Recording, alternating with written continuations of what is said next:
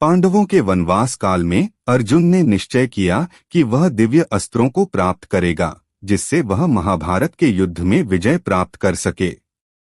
इस उद्देश्य से वह गंधमादन पर्वत की ओर तपस्या करने निकल पड़े। अर्जुन ने कठोर तप शुरू किया। दिन रात एक ही मुद्रा में खड़े रहकर ध्यानमग्न होकर उन्होंने भगवान शिव का ध्यान किया। उनकी तपस्या इतनी कठोर थी कि देवलोक तक में उसकी चर्चा होने लगी। इधर भगवान शिव अर्जुन की भक्ति की परीक्षा लेना चाहते थे।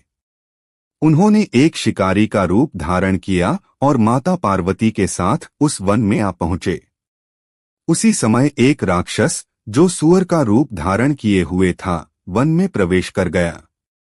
वह बहुत क्रूर था और तप कर रहे ऋषियों को परेशान कर रहा था। अर्जुन ने उस सूअर को देखा और तुरंत अपने धनुष से उस पर बाण चलाया। उसी क्षण एक शिकारी, जो वास्तव में शिव थे, भी वहां आया और उसने भी उसी सूअर पर बाण छोड़ा। सूअर मारा गया, लेकिन अर्जुन और शिकारी में विवाद छिड़ गया कि किसके बाण से वह मरा। अर्जुन ने कहा, यह मेरा शिकार था। शिकारी बोला, मैंने पहले बाण चलाया। धीरे धीरे विवाद बढ़ गया और दोनों में भीषण युद्ध छिड़ गया। अर्जुन ने अपने सारे अस्त्र चला डाले, लेकिन वह शिकारी बहुत बलशाली निकला।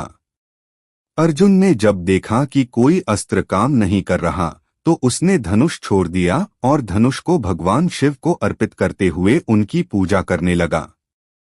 जैसे ही उसने पूजा की, उस शिकारी का रूप बदल गया। वह स्वयं भगवान शिव प्रकट हो गए।